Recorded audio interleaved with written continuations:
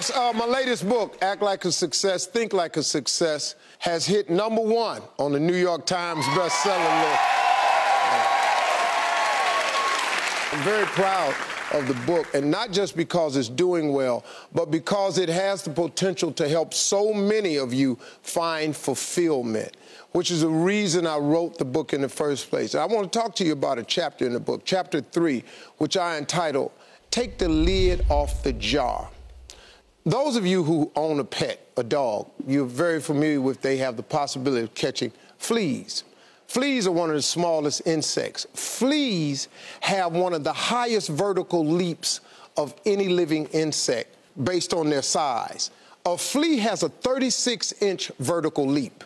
Now, if you capture a flea and you put it in a jar and you put the lid on the jar, that flea still has a 36 vertical leap. So it will start jumping in that jar until it hits his head. And once it hits his head, he starts making adjustments. So then the flea reduces his jump, and he jumps just high enough to where he almost touches it, but he don't hit the lid and get knocked back down. Now, if you put another flea in there, that flea has a 36-inch vertical. And then once they find out they get knocked down a little bit, that flea starts jumping just before the lid so it don't get knocked down.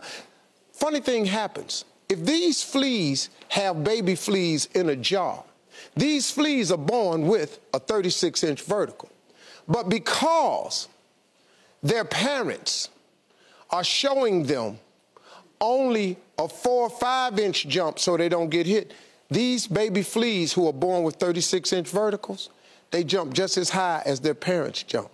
And what we do as people is we do the same things. We allow our environment to dictate to us. We allow our friends to dictate to us, our circle of associates to dictate to us how high we jump. When I was in the 6th grade and the teacher asked me what I wanted to be when I grow up, and she had everybody write an assignment on a piece of paper, I wrote down on a piece of paper I wanted to be on TV.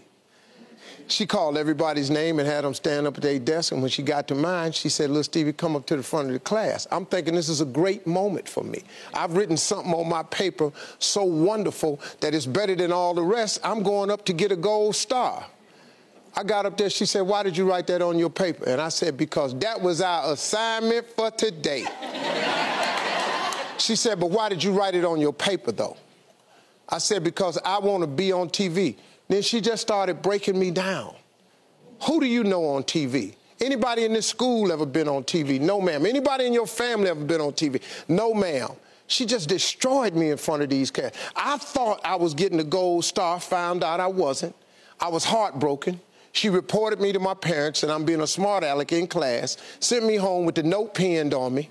I got home, I'm thinking I'm in a world of trouble. My mom tells my dad that I've been a smart aleck in class and I'm writing down stuff that's unrealistic. He said, "Well, what did you want to be, son?" I said, "I wrote on my paper, I want to be on TV." He looked at my mother and said, "Well, what's wrong with that?"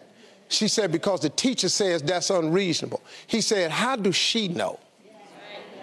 And that was the first moment that I found out that my father, who had a 3rd grade education, who my mother taught to read and write, I said, "Man, this guy's on to something." So he told me what did she want you to write? I said, "A policeman or fireman or ball player." She said, "Write that on the paper and give it back to her." She said, "But every morning when you wake up, take your paper, put it in your drawer.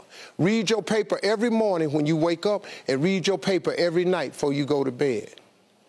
If you turn your TV on today, the little boy in the 6th grade is on TV." Very true statement. Because my father informed me, "Son, take the lid off of your jar." And that's what the book is about, is to help people understand no matter who you are, no matter where you are in life, you can take the lid off of your jar.